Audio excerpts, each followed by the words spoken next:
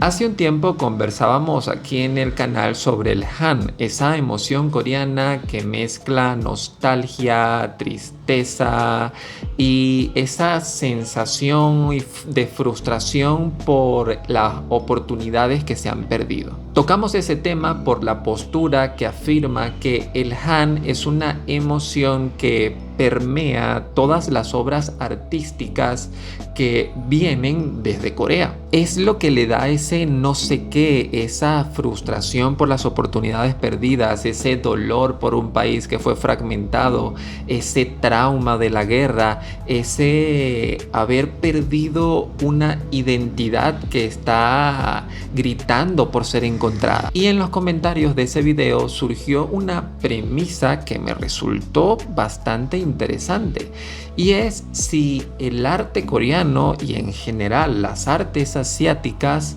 necesitan del trauma para poder originarse. Los eventos traumáticos son el combustible de las artes asiáticas, porque pareciera que tienen que ocurrir eventos traumáticos para que las obras artísticas que provienen de esta zona del mundo tengan ese aire de misticismo y esa segunda capa de lectura que hace que para nosotros sea tan interesante. Y por eso estamos aquí, porque esta idea de que las obras artísticas que provienen de países como Japón o Corea provienen del trauma es una verdad que se me hace parcial, porque no te puedo negar que hay obras que necesitan de un trasfondo traumático para poder surgir. La serie Mr. Sunshine de Corea del Sur es un drama producto del trauma de ser invadido y perder tu identidad en el proceso, mientras que la serie Evangelion y muchos animes japoneses no existirían sin Hiroshima y Nagasaki, y más allá sin la depresión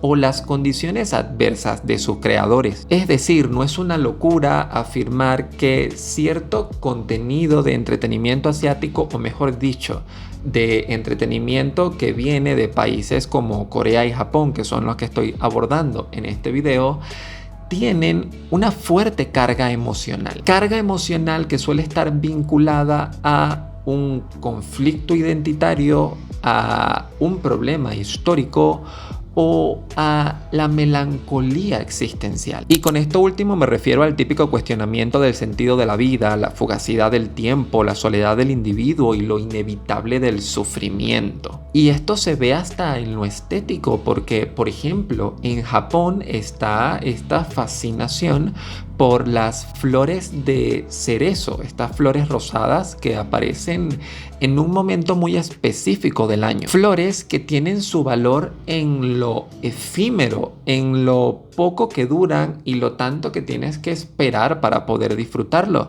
Porque créeme que si estos árboles duraran meses en esas condiciones, no serían tan valorados. Cuando hice el video sobre las ARMYs y BTS, una constante no solamente en los comentarios de ese video, sino también en la propia investigación, era el destacar lo traumático que fue para estos muchachos toda su carrera artística antes de que fueran exitosos. Toda su historia se construye alrededor de un relato de lucha, de esfuerzo, de caída, de levantarse, de resurgir. BTS es la representación clara del camino del héroe. Pero ante todo esto te encuentras con un argumento que te golpea como una pared fuertemente al cuestionar que todo esto que te estoy comentando no es más que producto del exotismo. Es Occidente consumiendo el sufrimiento asiático, y es Asia explotando una narrativa que sabe perfectamente que Occidente ñam, ñam, ñam, ñam, ñam, ñam, ñam, se lo va a consumir encantado. Están los occidentales dándole un valor y un misticismo a las artes asiáticas que realmente no están y todo es producto de un idealismo y un romanticismo de la que somos presas desde el siglo XVIII. Porque la exotización plantea otro problema, y es que lo que nos resulta a nosotros exótico puede que para ellos no sea exótico, o en otras palabras,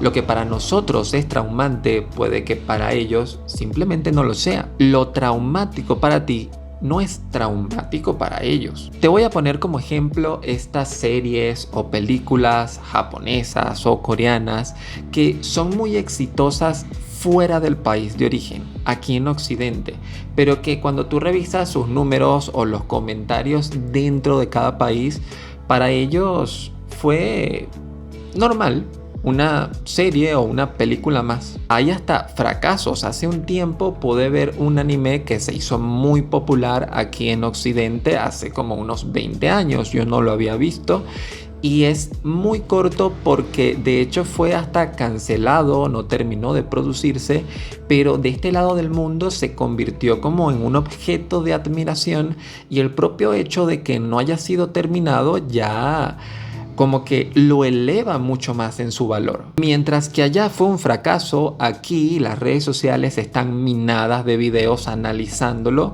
y dándole una profundidad que ellos quizá ni siquiera saben que tiene. Asumir que todo viene del trauma es quizá una simplificación o una reducción de todo un sector que no solamente está lleno de trauma, sino que también está lleno de fanservice. El fanservice como motor de las artes asiáticas es una premisa tan válida como el trauma como motor de las artes asiáticas. El trauma viene a ser más como un recurso. La película Parásito, por ejemplo, utiliza un trauma, pero realmente el trauma no es el objetivo de la película. La película es una crítica, pero se utiliza un trauma como recurso, y si al final este recurso funciona, pues se va a seguir explotando mucho más, porque Netflix no es gratis. Hay que monetizar esto, así que si una receta funciona, pues te la aplicaremos hasta el cansancio. Sí, el misticismo emocional existe como una herramienta creativa, como un pigmento más en una paleta de colores en la que dispone eso a lo que aquí estamos llamando las artes asiáticas. El arte viene a ser ese diálogo existente entre la herida y la cura.